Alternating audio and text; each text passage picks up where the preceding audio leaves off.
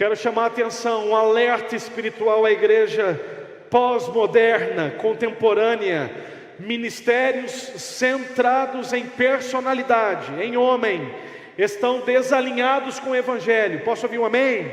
E pior, estão com os dias contados. As igrejas que se tornaram globais no Brasil, que abriram franquias por todo o Brasil e mundo, que giram em torno de um homem, de uma figura carismática, de uma personalidade, de uma celebridade, estão ruindo, e essas igrejas estão fechando. Por qual motivo, Tito? Porque a igreja não é do homem, a igreja é de Cristo Jesus. Quando o homem se torna celebridade, Cristo Jesus sai de cena. Em pé, em reverência à leitura da palavra de Deus, eu convido você a abrir comigo a sua Bíblia, na segunda carta de Paulo aos Coríntios, capítulo 4, faremos tanto a leitura, quanto a exposição dos versos 1 ao 6, na ARA, Almeida Revista Atualizada. Segunda carta de Paulo aos Coríntios, capítulo 4, quero dar boas-vindas todos neste segundo culto, casa cheia nos 2 horários hoje, para a glória de Deus, e de uma forma especial aqueles que nos assistem ao vivo, através do nosso canal no YouTube, todos são muito bem-vindos. Segunda carta de Paulo aos Coríntios, capítulo 4, dos versos 1 ao 6, leamos todos juntos, alto e bom tom. Pelo que, tendo este ministério, segundo a misericórdia que nos foi feita, não desfalecemos, pelo contrário, rejeitamos as coisas que por vergonhosas se ocultam, não andando com astúcia, nem adulterando a palavra de Deus. Antes, nos recomendamos a consciência de todo homem, na presença de Deus, pela manifestação da verdade. Mas, se o nosso Evangelho ainda está encoberto, é para os que se perdem que está encoberto, nos quais o Deus deste século cegou o entendimento dos incrédulos, para que lhes não resplandeça a luz do Evangelho da glória de Cristo, o qual é a imagem de Deus. Porque não nos pregamos a nós mesmos, mas a Cristo Jesus como Senhor, e a nós mesmos como vossos servos, por amor de Jesus. Porque Deus que disse: das trevas resplandecerá a luz, Ele mesmo resplandeceu em nosso coração, para iluminação do conhecimento da glória de Deus na face de Cristo. Curvem suas frontes, fechem seus olhos. Pai das luzes, nós nos debruçamos sobre a Tua palavra nessa noite com a reverência que lhe é devida, com temor e tremor, em busca de revelação espiritual para as nossas vidas. E reconhecemos, para tanto, a necessidade imperativa de uma ação sobrenatural do Teu Espírito Santo em nós, desvendando os nossos olhos espirituais, para que sejamos capazes de contemplar as maravilhas da Tua lei que está diante de nós. Portanto, guia-nos a toda a verdade, por amor do Teu próprio nome, Cristo Jesus. Amém. Podem ocupar seus assentos. Diminui um pouco o ar, vento. Pastor Tiago, diminui um pouco o climatizador, por gentileza. O tema do meu sermão expositivo é cegueira espiritual. Vamos repetir? Cegueira Paulo, apóstolo, cuja autoria é atribuída à carta segundo aos Coríntios, é um homem sui generis, um homem à frente do seu tempo, o homem levantado por Deus para trazer o Evangelho de Cristo Jesus ao mundo ocidental. Mais precisamente, Atos capítulo 16, quando ele teve uma visão, passa a Macedônia e ajuda-nos. E Paulo então embarca a Macedônia, atual Grécia, e ali ele encontra não uma multidão, não um palanque, mas ele encontra uma mulher, à beira de um rio chamado Lídia. E o Senhor abre o coração daquela mulher, ela contempla a glória de Deus, a face de Cristo, e começa um grande avivamento no continente europeu. É este homem que difundiu a fé cristã nos 3 maiores institutos do mundo antigo, quais sejam o direito romano, a filosofia grega e a religiosidade judaica. Este homem que embarca no que o mundo da época conhecia, ou chamava como Grande Império Romano. E há uma frase popular que todos os caminhos levam a Roma, a capital imperial. Paulo usa dessas estradas, destes caminhos abertos pelo Grande Império Romano, para difundir a fé cristã até o mundo ocidental. É este homem, sui generis, guiado pelo Espírito Santo, cuja autoria é atribuída às cartas aos Coríntios, e mais precisamente a sua segunda carta aos Coríntios revela um momento de absoluta atenção no ministério de Paulo, um momento atípico. A igreja é agora influenciada por falsos mestres que tentam persuadir, disseminar heresias na igreja em Corinto. Começavam sobretudo a questionar até mesmo a autoridade apostólica de Paulo. Agora, estes mestres operavam sobretudo com recursos humanos, retórica, aparência e manipulação.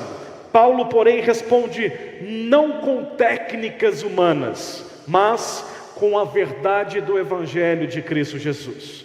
E Paulo chama de superapóstolos, esses pseudo-apóstolos. Os ouvintes originais se enfrentavam a uma profunda crise, a igreja em Corinto, não muito diferente da igreja pós-moderna. Em quem confiar? Dentre tantas vozes, onde ou como discernir a voz genuína de Cristo Jesus? No discurso eloquente dos superapóstolos ou na simplicidade do evangelho anunciado por Paulo apóstolo? A pergunta teológica central do texto é, vamos fazer juntos? Por que mesmo, vamos juntos, alto e bom tom, por que mesmo diante da verdade do evangelho, alguns permanecem cegos?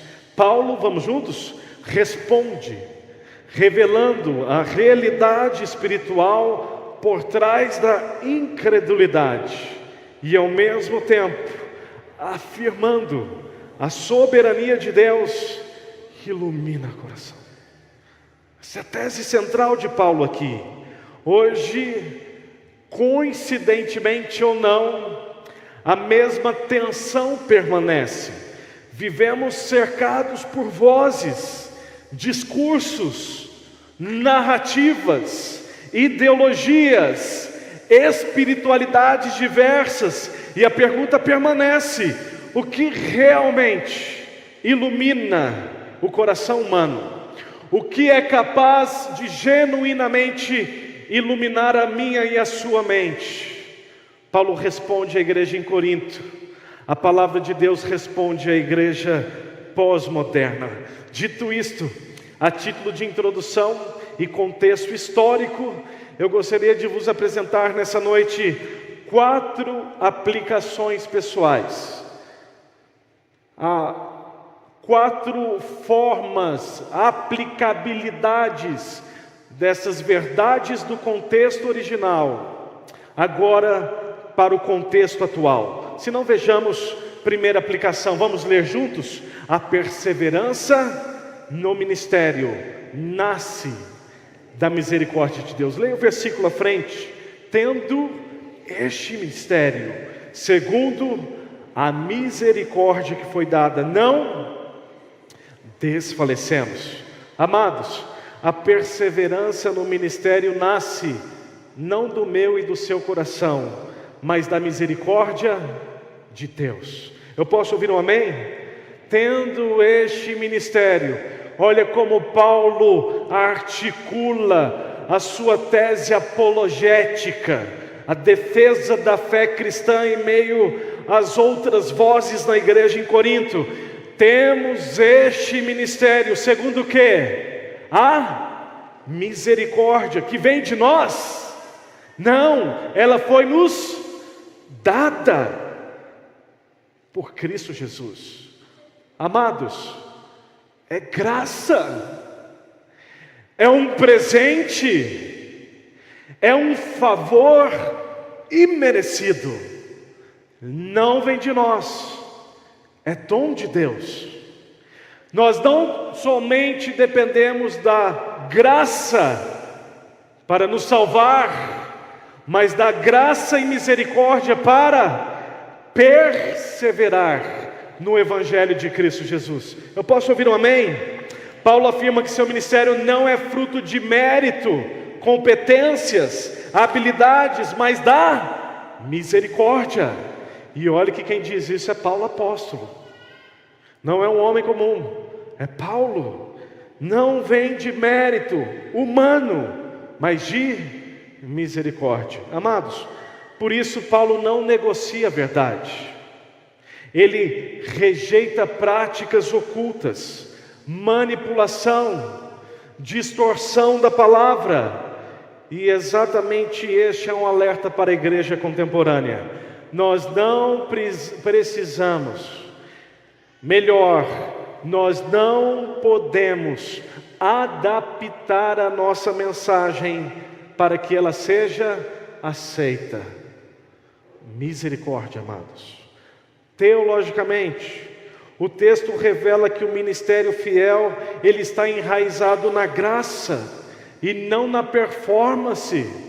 E muitos de nós achamos, se não fosse eu naquela igreja, se não fosse eu naquele ministério, já teria fechado as portas. Se não fosse o meu dom, o meu talento à disposição da igreja, o que seria afinal da igreja? A pessoa se sente a quarta pessoa da Trindade. O texto revela para nós uma verdade sublime. O ministério fiel está enraizado na graça e não na performance. A verdade de Deus não precisa ser ajustada à cultura para ser eficaz. Ela é eficaz por si só, por ser a palavra de Deus. Eu posso ouvir um amém? Portanto, amada igreja, a nossa perseverança não depende da nossa força, mas da misericórdia de Deus. Porque nós perseveramos, porque nós permanecemos no ministério, por causa da misericórdia que nos foi dada, o presente. Portanto, amada igreja, rejeite qualquer forma de fé construída sobre aparência ou manipulação. Recuse imitações. A igreja não deve adaptar a verdade para agradar a cultura, mas manifestá-la com fidelidade. Eu gravei a pílula de fé para amanhã. Paulo em Atenas, Atos capítulo 17, percorrendo as ruas de Atenas. Olha, Paulo no Areópago, o centro de convenções grego, onde os filósofos estavam articulando as suas teses filosóficas. Ele se levanta no Areópago na Grécia, em Atenas, e diz: percorrendo as ruas de Atenas, Atos 17, eu notei que vocês são muito religiosos. Inclusive, eu encontrei um monumento dedicado a um Deus desconhecido. E é justamente desse Deus desconhecido por vocês que eu venho anunciar. Ele não habita em templos, nem em tendas feitas por mãos humanas. Ele é Cristo Jesus, o autor e consumador da nossa fé. Paulo não negocia a verdade. Ele usa um ponto cultural da Grécia, mas ele proclama a verdade genuína e não genérica, adaptada para agradar os gregos. E qual é o resultado prático da pregação fiel de Paulo? Muitos são convertidos, e o Evangelho transforma a Grécia, mais precisamente Atenas. Portanto, a igreja não deve adaptar a verdade para agradar a cultura, mas manifestá-la com fidelidade. Portanto, a primeira aplicação para nós essa noite é que a perseverança no ministério nasce da misericórdia de Deus, segundo a misericórdia que nos foi feita. Olha o que diz o versículo: não vem de nós, é dom de Deus. Nós não somente somos salvos pela graça, nós perseveramos pela misericórdia que nos foi feita em Cristo Jesus. Não é a experiência do salmista Davi em Salmos 23? Certamente, olha como ele termina o Salmos 23 de forma gloriosa: certamente que bondade e misericórdia me seguirão todos os dias da minha vida, e habitarei para sempre na casa do Senhor. A misericórdia não vem de nós, é um dom de Deus que persegue os seus filhos. Posso ouvir um amém? Segunda aplicação para as nossas vidas, leiam comigo, alto e bom tom: a incredulidade é fruto de cegueira espiritual. Mais uma vez, a incredulidade é fruto de cegueira espiritual. Olha o que diz os versículos seguintes, o 3 e o 4. Leiamos juntos mais uma vez: o nosso Evangelho está coberto. O Deus deste século cegou. Quem que é o Deus deste século? Quem? Satanás. É um Deus com D minúsculo. Não é o Deus Todo-Poderoso, Triuno, Criador e sustentador de todas as coisas criadas. É Satanás. Paulo revela uma realidade invisível. Não há neutralidade espiritual. A incredulidade não é apenas intelectual, como muitos pensam. Ele ainda não compreendeu o Evangelho. Ele ainda não entendeu o Evangelho. A incredulidade não é apenas intelectual à luz do texto, mas, sobretudo, espiritual. Há uma ação maligna, ativa, de cegamento promovida por Satanás. Cristo é descrito nas Escrituras e no texto como a imagem de Deus, e é exatamente esta glória que o inimigo, Satanás, procura ocultar. Mentes obscurecidas, cegueira espiritual, para que não resplandeça a glória de Deus na face de Cristo. Teologicamente, aprendemos que o ser humano caído, pecado, a queda original, não apenas ignora a verdade. Eu não quero o Evangelho. Eu estou pregando, mas ele não quer, ele não aceita. Ele não apenas ignora a verdade, ele está, de acordo com o texto, incapacitado de percebê-la sem uma intervenção divina. Amados, há uma ação maligna tão forte que esta pessoa está incapacitada de percebê-la. Incapacitada, sem uma intervenção divina. Vou explicar com um exemplo bíblico. João capítulo 3, um texto emblemático, o discurso dramático de Jesus com Nicodemos. Está Jesus ao encontro de Nicodemos na calada da noite, e Nicodemos interpela Jesus: como pode, preste atenção, um homem sendo velho como eu voltar para o ventre materno e nascer uma segunda vez? Cristo Jesus repreende Nicodemos.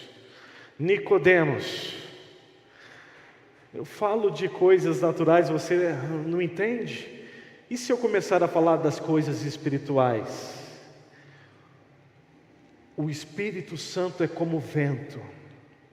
Você ouve a sua voz, mas não sabe de onde ele vem, nem para onde ele vai. Assim é todos os que são nascidos no Espírito Santo de Deus. Nicodemos, você precisa nascer de novo. Nascer da água e do Espírito.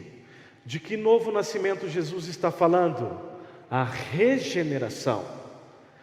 Portanto, se não for uma intervenção deste vento que sopra na direção do incrédulo, iluminando a mente, ele continuará cego espiritualmente.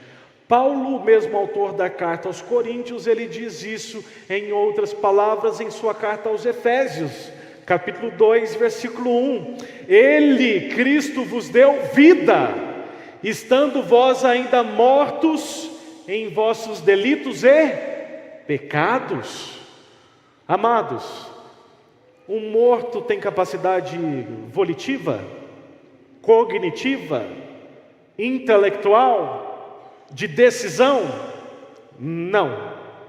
Se não for uma ação sobrenatural do Espírito Santo de Deus, dando vida a um morto espiritual, nós somos incapazes de contemplar a glória de Deus na face de Cristo. Amados, o ser humano caído, ele não apenas ignora a verdade, à luz do texto, ele está incapacitado de percebê-la sem uma ação sobrenatural de Deus. E uma palavra de encorajamento pastoral à igreja nessa noite: não desanime diante da rejeição do Evangelho. Não depende de nós, apenas e somente. Nós proclamamos, nós pregamos. Pregue a palavra, diz Paulo, em tempo e fora do tempo. Mas não depende de nós. O efeito prático, a eficácia, depende de quem? Do Espírito Santo de Deus. A palavra de Deus diz assim: a fé vem pelo ouvir, e o ouvir da palavra de Deus. Portanto, amados irmãos, não desanime diante da rejeição do Evangelho. Continue pregando. Não depende de você a eficácia, depende de Deus. Amém? Há uma batalha real pela mente e pelo coração. Não quero assustar ninguém, mas há uma batalha espiritual acontecendo agora aqui. Uma das razões pelas quais Paulo orienta a igreja em Corinto, por uma questão cultural sobretudo, que as mulheres usassem véu nas celebrações, é a presença de anjos. E não há somente anjos, há também demônios. Não há neutralidade espiritual. A mensagem está sendo pregada. Há uma batalha espiritual pela sua mente, para que você continue obscurecido e para que não haja uma ação sobrenatural que ilumine o seu entendimento e você contemple a glória de Deus na face de Cristo. Jesus descreve isso muito bem numa das suas parábolas. Semeia-se e vem Satanás e arranca a semente. Ele quer arrancar essa semente do seu coração. Portanto, há uma batalha real acontecendo pela mente, pelo coração. Evangelizar não é convencer apenas com argumentos, mas depender da ação sobrenatural de Deus. Então, quando você for pregar, ore a Deus: Pai, eu anunciarei, mas quem faz a obra é o Espírito Santo de Deus. A palavra de Deus diz que quem convence o homem do pecado, da justiça e do juízo é o Espírito Santo de Deus, e não o meu e o seu argumento. Posso ouvir um amém? Todos os dias eu gravo uma pílula de fé. Quantos têm ouvido as pílulas? Mais alto. Glória a Deus. Às vezes eu gasto 40 minutos, 1 hora, escrevendo, gravando, ouço, uma palavra não foi corretamente pronunciada. Gravo de novo. A modulação da voz. Aí às vezes eu canso e desisto e penso comigo: será que vale a pena? Será que eu não estou perdendo 1 hora do meu dia que eu poderia estar com as minhas filhas, brincando, me exercitando, com a minha esposa? Aí eu me lembro que a fé vem pelo ouvir, e o ouvir da palavra de Deus. Eu cravo, disparo. Depende de minha eficácia? Depende de quem? Ele manda a gente pregar, mas quem convence o homem do pecado, da justiça e do juízo é o Espírito Santo de Deus. Nós fazemos, mas o alcance é dele. Eu posso ouvir um amém? Portanto, a incredulidade é fruto do quê? Intelecto? Não. Cegueira espiritual.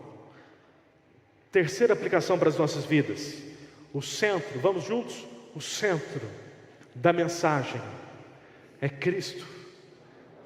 Parece óbvio, mas nós estamos numa época em que o óbvio precisa ser dito. O centro da mensagem quem é?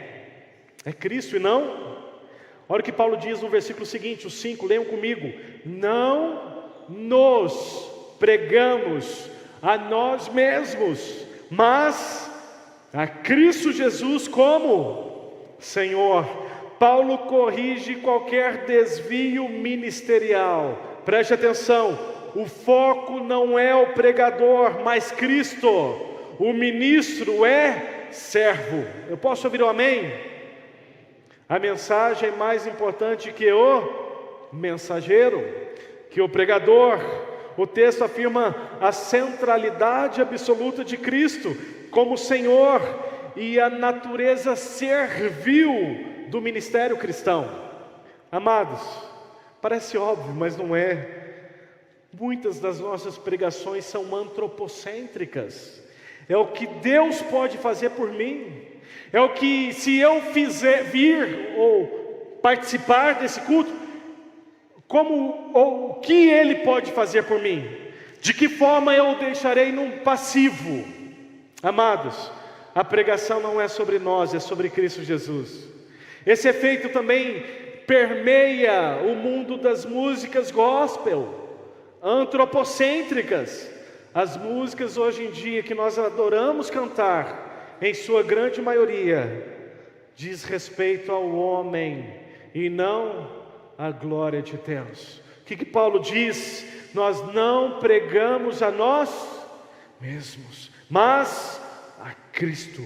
Como? Amados, o texto afirma a centralidade absoluta de Cristo Jesus e não do homem. Examine se a sua vida gira em torno de Cristo ou de uma personalidade, de um homem. Toda verdadeira pregação, ela é cristocêntrica. Todo verdadeiro culto, ele é cristocêntrico. Há culto de casais. O que a gente vai fazer para entreter os casais esse mês? Não, amados. De que forma nós vamos levar os casais a glorificar a Cristo através do casamento? Posso ouvir um amém? Há culto de adolescentes. Acabou o repertório, o que a gente faz agora para entreter? Como nós vamos mostrar a beleza de Cristo para que na adolescência eles glorifiquem Cristo Jesus? Eu posso ouvir um amém? Culto de domingo, que igreja hypada, que igreja instagramável, uau! Amados,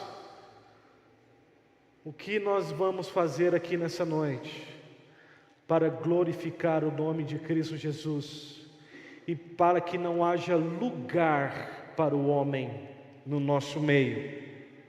Sabe por quê? Quando o homem entra em cena, Cristo Jesus pede licença e sai. Ele não divide a sua glória com ninguém. Ele é o único digno de receber toda a honra, toda a glória todo louvor, e não o homem, é Cristo. Não é sobre nós, é sobre Ele. Nós não estamos aqui cultuando a nós, mas a Ele. Que a nossa adoração, que a nossa mensagem e que o nosso serviço apontem para a beleza e obra redentora de Cristo Jesus. Eu posso ouvir um amém? Quero chamar a atenção, um alerta espiritual à igreja pós-moderna, contemporânea, ministérios centrados em personalidade, em homem, estão desalinhados com o Evangelho. Posso ouvir um amém? E pior, estão com os dias contados. As igrejas que se tornaram globais do Brasil, que abriram franquias por todo o Brasil e mundo, que giram em torno de um homem, de uma figura carismática, de uma personalidade, de uma celebridade, estão ruindo, e essas igrejas estão fechando. Por qual motivo, Tito? Porque a igreja não é do homem, a igreja é de Cristo Jesus. Quando o homem se torna celebridade, Cristo Jesus sai de cena. Quando a verdade do Evangelho dá lugar às preferências humanas para atrair o homem e se adaptar à cultura, Cristo Jesus sai e o homem não consegue sustentar a igreja, porque as portas do inferno não prevalecerão contra a igreja de Cristo e não contra as nossas organizações religiosas. Posso ouvir um amém? Portanto, o centro da nossa mensagem quem é? É Cristo. Não nos pregamos a nós.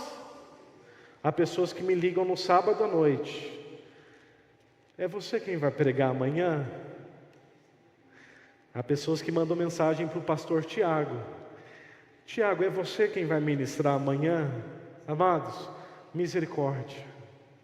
Essa tietagem no mundo gospel transformam cantores em celebridades. Não temos mais acesso a esses cantores, sem antes discutir cachê, se tem aeroporto na cidade, hotel 5 estrelas, camarim, segurança. Pastores que saem do camarim para pregar e após a pregação sai por trás, cercado de seguranças, entram num carro blindado e nunca teve um contato visual com as suas ovelhas. Esse não é o Evangelho de Cristo Jesus. O centro da mensagem é Cristo Jesus e não o homem. As nossas músicas têm que glorificar a Cristo Jesus e não enaltecer as nossas vidas, porque toda glória dada ao homem é vanglória, e Cristo Jesus não divide a sua glória com ninguém. Quarta e última aplicação para as nossas vidas. A salvação, vamos juntos? A salvação é obra soberana que ilumina. Olha como Paulo é inteligente, amados, iluminado pelo Espírito Santo. Eu também não estou dando glória a Paulo, mas olha que tese inteligente. Ele apresenta a tese de que há uma cegueira espiritual. O Deus desse século cegou o entendimento, mas ele apresenta a solução. Ele não nos deixa mortos os nossos pecados e delitos. Ele apresenta o remédio espiritual. Vamos ler juntos o versículo 6. Deus resplandeceu em nosso... Lívia, Iglesias, eu acho que merece ser lido o versículo completo. Vamos juntos? Alto e bom tom, versículo 6. Porque Deus que disse, das trevas resplandecerá a luz. Ele mesmo resplandeceu em nosso coração para iluminação do conhecimento da glória de Deus na face de Cristo. Você pode aplaudir o Senhor nessa noite?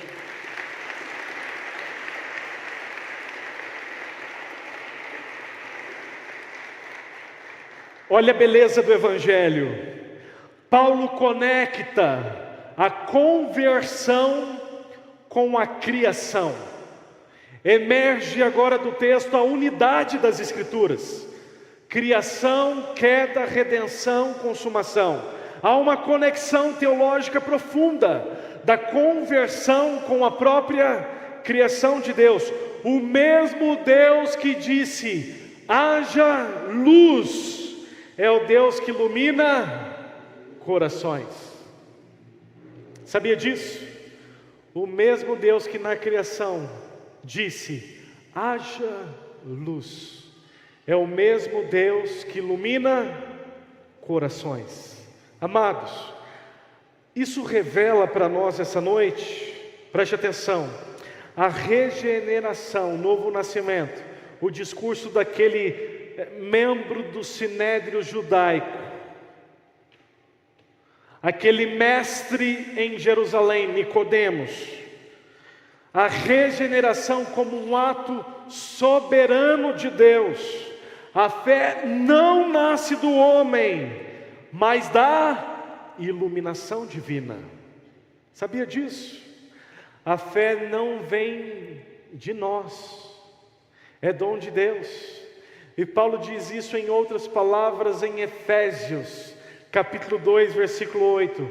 Vós sois salvos pela graça, mediante o veículo, o canal, o instrumento, mediante a fé, fé salvífica.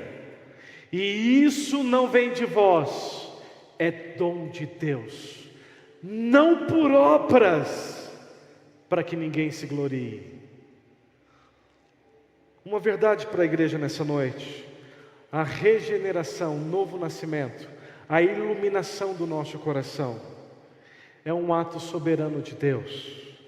A fé salvífica não provém, não emerge, não é inata de um coração caído, de uma mente obscurecida, de um cego espiritual, de um morto em seus próprios delitos e pecados, mas da iluminação divina.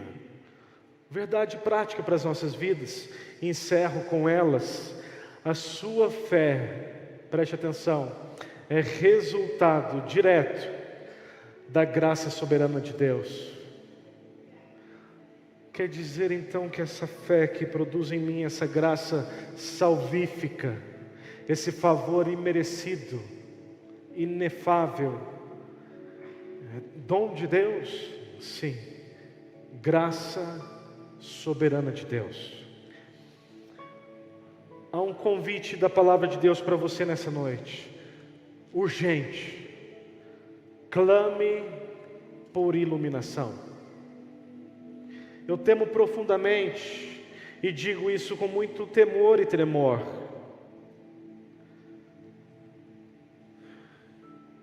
que muitos dos que são membros do rol de membros da igreja não necessariamente são escritos no livro da vida. Quem garante que todos aqui serão salvos? Quantos tiveram o evangelho aqui, intelectual, mas o evangelho nunca caiu no coração? Daqui para cá é dom de Deus, não vem de vós, para que ninguém se glorie. Por que clamar por iluminação, Tito? Clame por iluminação, porque nós estamos numa época muito parecida com a de Paulo, o gnosticismo. Quanto mais eu conheço, quanto mais eu aprimoro, quanto mais eu me desenvolvo pessoalmente, quanto mais mentoria, quanto mais coaching, quanto mais encontros, eu alcanço um nível maior de conhecimento para então conhecer a Deus. Não. O Evangelho de Cristo Jesus não é intelectual, ele é espiritual. A confiança não está em métodos, mas no poder criador de Deus. Aquele que disse na criação: haja luz, ele continua passeando na sua igreja. Heresia, Tito. Quem está aqui é o Espírito Santo, sim. Mas se você abrir Apocalipse, os 7 candelabros, havia um que andava entre os candelabros. Os 7 candelabros representam as 7 igrejas, 7 eras. E nós, mais precisamente, estamos na última, Laodiceia. E Cristo Jesus continua andando na sua igreja. E aquela voz que se ouviu quando se havia trevas sobre a face do abismo, e o Espírito Santo pairava sobre a face das águas, e ele disse: haja luz. Continua dizendo até hoje na sua igreja: haja luz no seu coração. Haja luz no seu coração. Haja luz no seu coração. E nós podemos então agora perceber a glória de Deus na face de Cristo. Portanto, clame a Deus por iluminação. Coloque esse pé no seu lugar. Eu preparei uma declaração.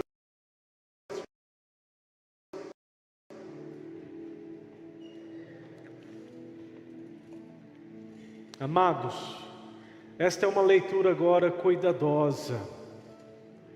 A leitura para que eu e você possamos internalizar cada uma das verdades espirituais apresentadas por Paulo nesta noite. Não é a leitura displicente, leviana, desavisada.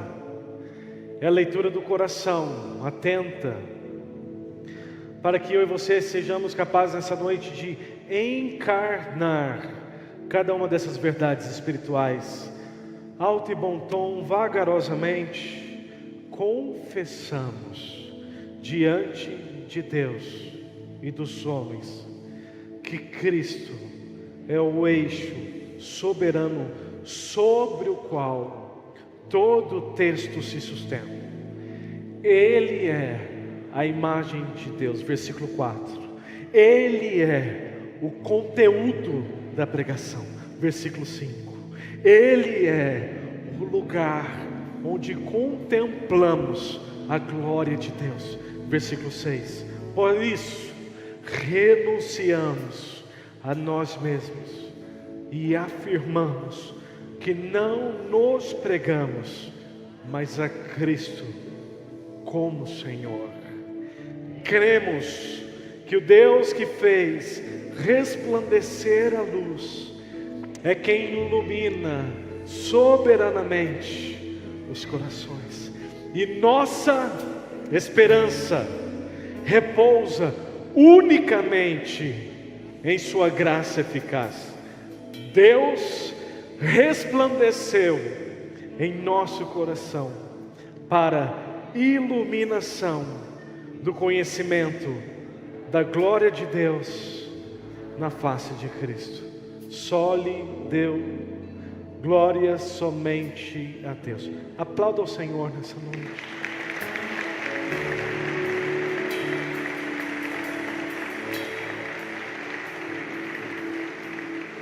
Feche seus olhos e curve suas frontes. Nós temos 7 minutos. Estes são 7 minutos decisivos da sua vida. Eu tenho boas novas para você nessa noite. O Deus que disse haja luz na criação é o Deus que continua andando na sua igreja e dizendo haja luz no seu coração. A luz da criação, a luz no coração, para que eu e você sejamos capazes de contemplar a glória de Deus na face de Cristo Jesus. De olhos fechados, há alguém aqui nessa noite que gostaria de ter seu coração iluminado para contemplar a glória de Deus na face de Cristo? De olhos fechados, levante a sua mão para que eu possa ver. Glória a Deus, Deus abençoe. Glória a Deus, Deus abençoe. Glória a Deus, Deus abençoe. Há alguém aqui cujos porões da existência carecem de uma iluminação divina. As zonas de resistências, densas trevas, a treva do medo, do drama, da perplexidade, da angústia, da ansiedade, da depressão, da doença, da dor, que lhe causa aflição, que lhe deixa atônito. Eu tenho boas novas para você nessa noite. Não há densas trevas, opacas demais, que resistam à luz do Evangelho de Cristo Jesus. E Ele está aqui dizendo: haja luz no seu coração. Há alguém aqui nessa noite que gostaria de ser iluminado? De olhos fechados. Há mais alguém? Levante a sua mão para que eu possa ver. Deus te abençoe. Há mais alguém? Deus te abençoe. Eu tenho agora 6 minutos. Saia rápido do seu lugar. Venha à frente, você que levantou a mão. Eu quero impor minhas mãos sobre você. Eu quero abençoá-la em nome do Pai, do Filho e do Espírito Santo de Deus. Ah, tem poder na tua mão? Não, nenhum. Mas eu vou invocar sobre você aquele que tem todo o poder, para que haja luz no seu coração. Durante a próxima canção, peça licença, vem logo, o tempo está acabando. Sai do seu lugar, é um momento decisivo, é batalha espiritual, não há neutralidade espiritual. Vem agora e seja iluminado em nome de Cristo Jesus. Pastores, presbíteros e diáconos, por gentileza, líderes de pequenos grupos, vamos orar por essas pessoas à frente.